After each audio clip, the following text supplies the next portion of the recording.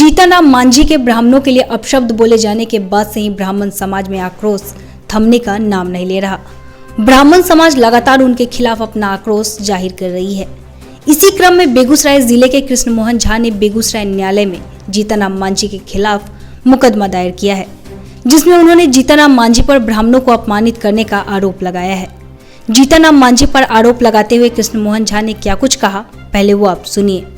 वो 18-19 दिसंबर को भुइयां महासभा में पहुंचे हुए थे और वहां पंडितों पर उन्होंने गाली गलौज किया, हरामी और साला जैसे शब्दों का प्रयोग किया। इसी के विरोध में हम मामला दर्ज बेगूसराय न्यायालय में 24 दिसंबर को किए थे।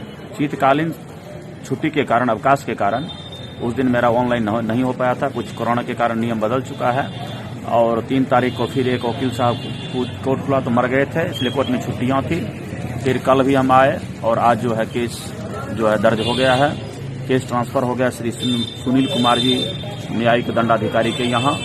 केस का नंबर जो है 24/2022 पड़ा है और इसका रजिस्ट्रेशन नंबर 23/2022 है। तो क्या आपका कहना क्या है, क्या मांगे है, आपको क्या करना है? ये ब्राह्मणों को गाली दिए, जिससे हम जहाँ भी गए वहाँ एक चर्चा का विषय हमको उस समय बहुत तोहिन होता है। छोटे जाति के लोग देख करके एक बहुत गजब सा एक कमेंट कसते हैं, जो हमको बर्दाश्त नहीं हुआ। इसलिए हम इनके ऊपर मुकदमा किए और हम मांग करते हैं इस मुकदमा से, क्योंकि हम ब्राह्मण परिषद के जिलाध्यक्ष हैं, और हम मांग करते हैं कि ऐसे व्यक्ति जिनके वाणी पर संयम ना हो, जो जातिवाद का उन्माद फैलाकर और बार बार हमारे सनातन धर्म पर जो आघात किया जाता है, वह कतई बर्दाश्त के लायक नहीं है। सनातन धर्म आज से नहीं, मैं पूछता हूं सारे धर्म वालों को भी कि जो भी धर्म जिस समय से चला, उस समय से पहले उसके माता पिता, उसके पूर्वज कौन धर्म के थे? यही सनातन धर्म है, सबको मिला के है। और बार बार सनातन धर्म को गाली देना ये कतई बर्दाश्त के लायक नहीं है। मांग क्या है आपकी, क्या होनी चाहिए उनके ऊपर?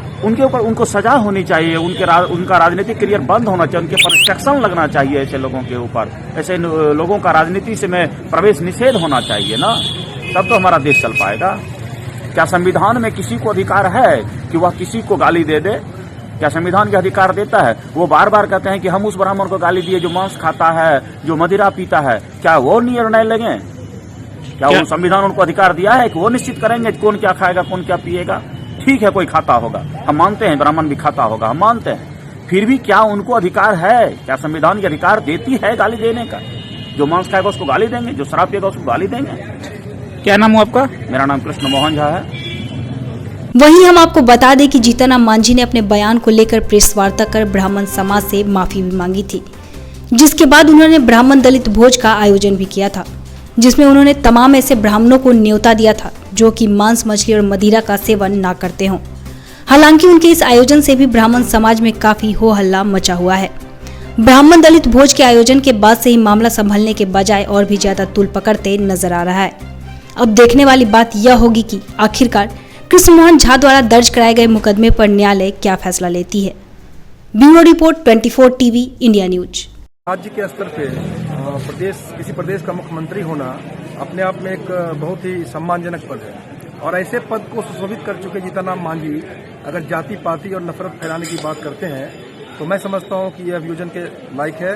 और इसी के तहत कृष्ण मोहन झा ने जो प्रतिवाद दायर किया है, मैं उसमें बतौर अधिवक्ता उनके विरुद्ध वो परिवाद दायर किया हूं, जो आज प्रभारी सीजीएम श्री पांडे जी ने अपने संज्ञान में लेकर श्री सुनील कुमार के यहाँ ट्रांसफर कर दिया, जहां पे 18 जनवरी को अगली सुनवाई होगी, जहां उनका साक्ष्य शपथ लिया जाएगा। जाति विशेष को लेकर जिस तरह से पूर्व मुख्यमंत्री ने टिप्पणी की थी, उससे परिवादी और परिवादी का समाज या जिस ब्राह्मण परिषद से वो जुड़े हुए हैं, उनके सभी लोग आहत हैं, व्यथित हैं। और जब वो राह में चलते हैं तो लोग बहुत तरह का छीटाकशी करते हैं, उनको जलील होना पड़ता है।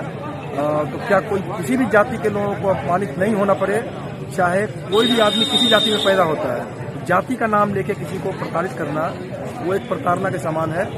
इसी बिंदु को लेके उनको ठेस पहुंची, उनकी भावनाओं को ठेस पहुंची, उनके समाज को ठेस पहुंचा, इसलिए उनको अभियोजन के लिए चुनाव किया गया और परिवार